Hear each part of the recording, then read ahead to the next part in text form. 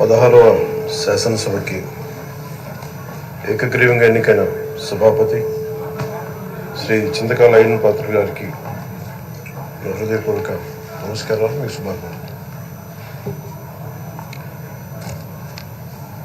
ఇది నేను మొదటిసారి అసెంబ్లీలోకి అడుగు పెట్టడం. ఇలాంటి సుదీర్ఘ రాజకీయ అనుభవం ఉన్న దాదాపు 7 సార్లు ఎమ్మెల్యేగాను, ఒకసారి పార్లమెంట్లో అడుగుపెట్టిన మీకు, Panchayati Raj, technical education, forest, R&B అనేక మంత్రిత్వ శాఖల్ని సమర్థవంతంగా నిర్వహించిన మీకు ఈ సభాధ్యక్షుడు, ఈ స్పీకర్ స్థానంలో కూర్చోవడం నాకు చాలా ఆనందంగా ఉంది. ఇన్ని దశాబ్దాలు ప్రజలు రాజకీయ జీవనంలో ఎన్ని దశాబ్దాలు ప్రజలు మీ వాడి వేడి చూశారు. మీకు కోపం వస్తే ఋషికొండను చెక్కినట్టు ప్రత్యర్థులకి పదునైన ఉత్తరాంధ్ర యాసలో గుండు కొట్టేస్తాను. ఒకటే బాధేస్తాం సార్, ఇకపైన మీకు తిట్టే అవకాశం లేకపోవడం.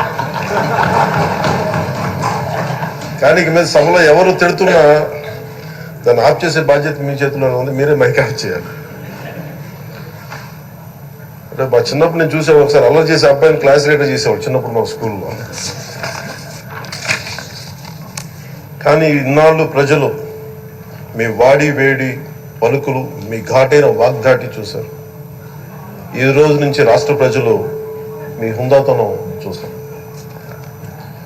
డిబేట్స్ వెనకాల దాక్కుని సంస్కారహీనమైన భాషల్ని, భావాల్ని రకరకాల మాధ్యాల్లో విరజిమ్ముతూ ఉంటారు. దాని నియంత్రణ మీ ఆధ్వర్యంలో ఇక్కడి నుంచే మొదలవ్వాలి. ఇందాక సభా నాయకులు, గౌరవ ముఖ్యమంత్రి శ్రీ చంద్రబాబు నాయుడు గారు చెప్తారు, ఆడబిడ్డలు ఏ విధంగా నలిగిపోయారు ఈ రాష్ట్రంలో గత 5 సంవత్సరాల్లో. చిన్న లేదు, పెద్ద లేదు, ఎవరని లేదు. ఎవరన్నా సరే ఒక మాట మాట్లాడితే వాళ్ళు వ్యక్తిగతంగా దూషణ, సోషల్ మీడియాలో వాళ్ళని క్యారెక్టర్ అసాసినేట్ చేయటం, వాళ్ళు పెద్ద నాయకులు కావచ్చు, కార్యకర్తలు కావచ్చు, లేదా వాళ్ళకి ఎదురు తిరిగి ఒక ఒపీనియన్ చెప్పి ఎవరైనా సగటు మనిషి కూడా కావచ్చు, అది ఇక్కడతో ఈ రోజు నుంచి ఆగిపోవాలి అధ్యక్ష. అది మీ ఆధ్వర్యంలోనే మొదలవ్వాలి. గత ప్రభుత్వం తాలూకు సభ జరిగిన విధానం చూస్తే ఈ వ్యక్తిగత దూషణ ఇవన్నీ చాలా ఇబ్బంది పెట్టే ప్రజలు. ఈ రోజున వాళ్ళకి 11 సీట్లకు పరిమితం అయ్యారు. ఈరోజు లేరు, ధైర్యం లేదు వాళ్ళకి. విజయాన్ని తీసుకోగలిగారు కానీ ఓటమి కూడా ధైర్యంగా కూర్చుకునే వాళ్ళకి స్థాయి లేదు. వాళ్ళకి పారిపోయారు ఇక్కడి నుంచి. భావంలో ఉండే తీవ్రత భాషలో ఉండాల్సిన అవసరం లేదు. భాష మనుషుల్ని కలపడానికి కానీ విడగొట్టడానికి కాదు. భాష విద్వేషం రేపడానికి కాదు, పరిష్కరించడానికి. ఎంత జటిలమైన సమస్య అయినా, భయంకర సమస్య అయినా చర్చల ద్వారా పరిష్కరించుకోవడానికి కానీ వివాదం సృష్టించడానికి కాదు. ఈ సభ ఉన్నది అందుకు. కానీ మనం చూసింది వాళ్ళ దగ్గర నుంచి బూతులతోటి, వ్యక్తిగత దోషులతోటి రాష్ట్ర పురోభివృద్ధిని ఆపేశారు. అలాంటి సభ కాకుండా ఇందాక మన పెద్దలు శ్రీ గౌరవ ముఖ్యమంత్రి చంద్రబాబు గారు చెప్పినట్టుగా ఇది భవిష్యత్తుకి ఇది ఒక ప్రమాణిక, ఒక ప్రమాణం అవ్వాలి. 2047 వరకు ఇంత అద్భుతమైన స్థానంలో మనకి ఆంధ్రప్రదేశ్ తెలుగు జాతి ఉన్నత స్థాయికి వెళ్ళాలంటే ఈరోజు మనం వేసే ప్రతి అడుగు అది భవిష్యత్ తరాలకు ఒక నిర్దేశక, ఒక టచ్ స్టోన్గా ఉండిపోవాలి, గిట్ రాయిగా ఉండిపోవాలి. ఈ రోజున ఈ సభలో ఉన్న గౌరవ సభ్యులందరూ చట్టాలు చేయడానికి ఉన్నారు, చట్టాలు ఉల్లంఘించడానికి కాదు. విభేదించడం అంటే ద్వేషించడం కాదు, వాదించడం అంటే కొట్టుకోవడం కాదు.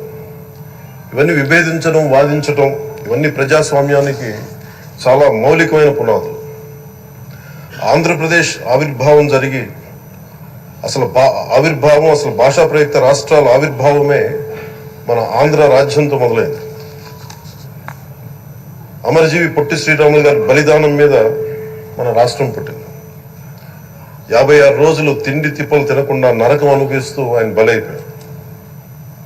ఆయన మరణానికి చేరువవుతూ ఆమరణ నిరాహార దీక్ష చేసిన ప్రతిరోజు మనకి దాదాపు ఈ సుదీర్ఘమైన 6 దశాబ్దాల కాలం, 1.5 సంవత్సర కాలం అంటే ఆయన ప్రతిరోజు చావుకి చేరువవుతూ భోజనం లేకుండా ఆయన గడిపిన ప్రతిరోజు మనకి 1.5 సంవత్సర కాలం.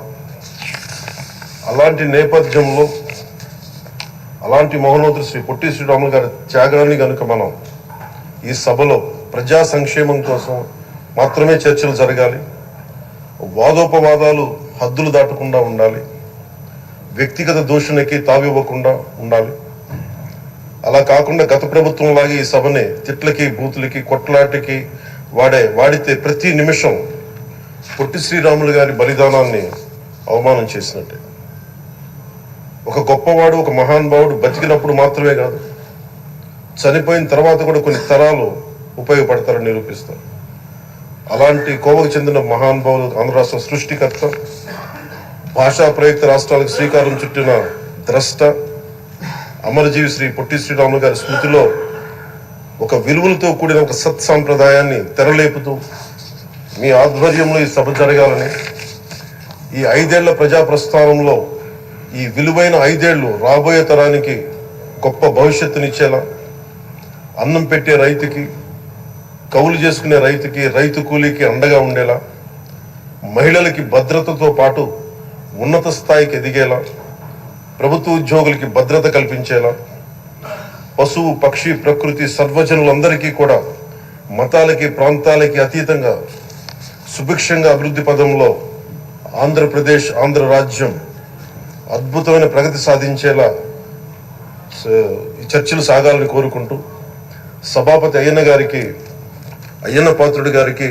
మీ ఆధ్వర్యంలో ఈ సభ ఒక సరికొత్త సాంప్రదాయానికి, సత్సాంప్రదాయానికి ఇది తెరతీయాలని కోరుకుంటూ మీకు మరోమారు శుభాభినందనలు తెలియజేసుకుంటాను.